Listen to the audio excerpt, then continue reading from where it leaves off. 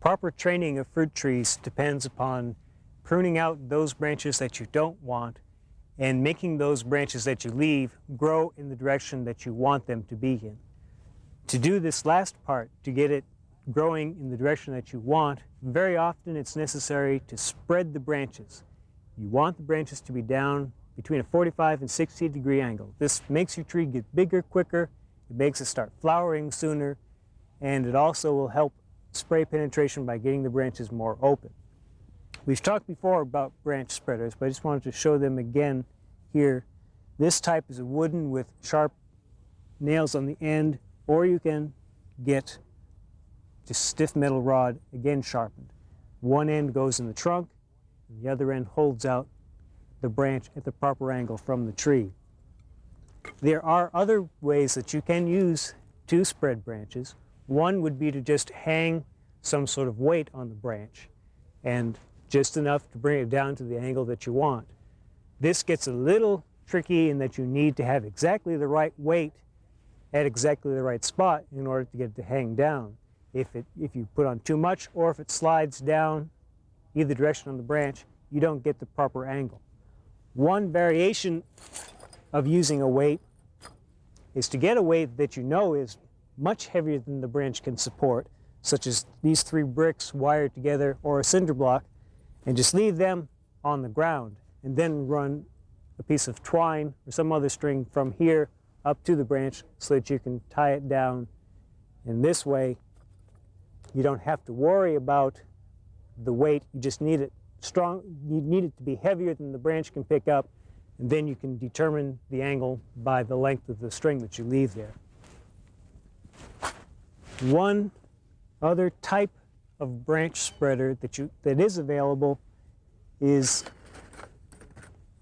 the W clip. Now these are anchors that come with their own special tool to insert them. What they are, you tie a piece of twine around the clip, then using this tool you insert it into the ground, and then when you retract the tool, the clip stays down below, and these wings will pull against the soil and hold your string down into the ground, and then you can tie the other end to your branch. We have one that I've put in here already, and as you see, you can just tie the branch down in this manner.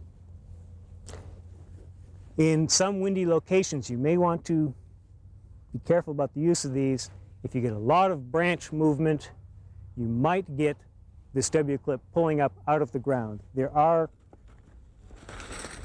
ways to alleviate a lot of that, or some of that, by using 2 clips at an angle with each other to give double the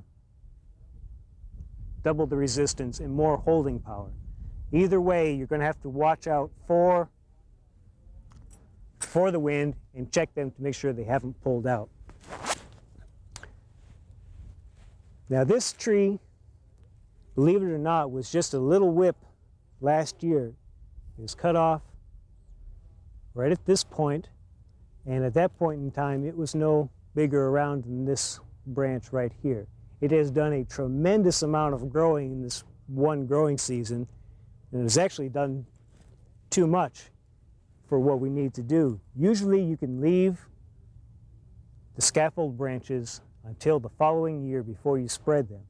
However, we've had such vigorous growth on this tree that this scaffold and this one over here have grown to such proportions that we're not going to be able to spread them easily. We have too narrow a crotch angle and can't get them spread. Our next best step, this is common in trees that have been left for a couple of years before you get in to train them. Our next best step is to prune out to a side branch that's facing outward. And then this branch can be spread. This still leaves this bad crotch angle, but it does give you a more limber side branch that you can spread out. Even though it's not an ideal situation, it is better than not doing anything.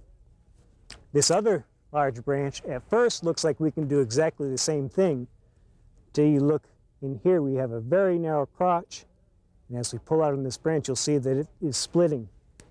So we cannot use this side branch. What we will have to do is go to this middle branch, which is much more vigorous, or much more sturdy, and we'll spread this. These other branches are going to be removed.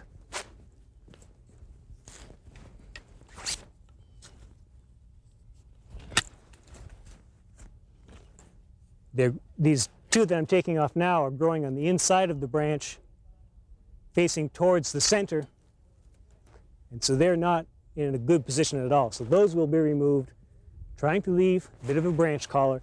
Then this branch will be spread out, and this will be spread out. Now, this branch has a very good crotch angle.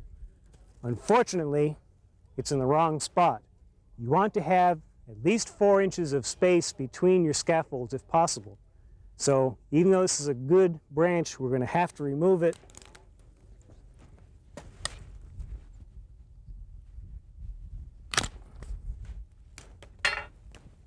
And we'll go to this next branch and spread this out. So we will have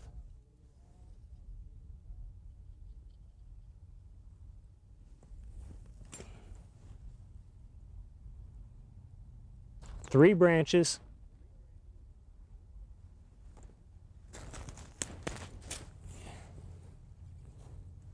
spread out at the proper angle.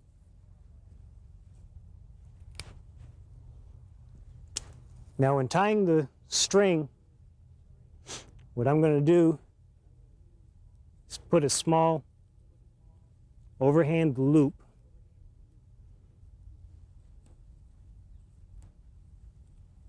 and then tie that around. This way you don't girdle the branch with the string. You don't completely encircle the branch, but you can still hold it out. Very quickly, we're training this to a central leader. We've got 3 of our bottom scaffolds. This will be our central leader. This branch is competing with that one down there, so we'll get rid of these extra branches. We're going to save this one and spread it out to give us 4 scaffolds and 1 central leader. And now let's look at a peach tree that's trained to a different method. It's the open center system. This peach tree is also just 1 season old. It's grown very vigorously also. It's put on quite a bit of growth. If you'll remember, this is cut off at this height and everything else has been growing out. We left the center to grow in order to force these lower branches to grow out and then up to improve the crotch angles. And as you can see from this one on the side and from this one coming towards you, that has worked wonderfully. We have excellent branch angles here. Should make a good, strong crotch angle. And these have grown up and grown out. We're going to select this branch as a main scaffold, and this one on top. That will give us 3 scaffolds, and that's all we need. These lower branches are not needed, and we'll get rid of them.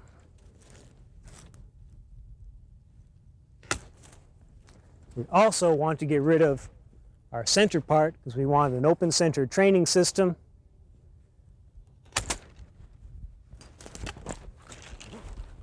And now, as you see, what's left are 3 very nicely spaced scaffolds.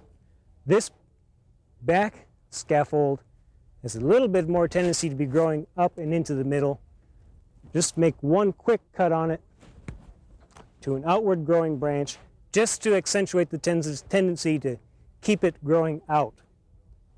All 3 of these, as they get a fruit crop on them and get some weight, they will bend out and we'll have an excellent structured tree here. So remember, don't neglect the training on your young fruit trees. A little bit of care now can make your job in pruning and tending the tree much easier later on down the road.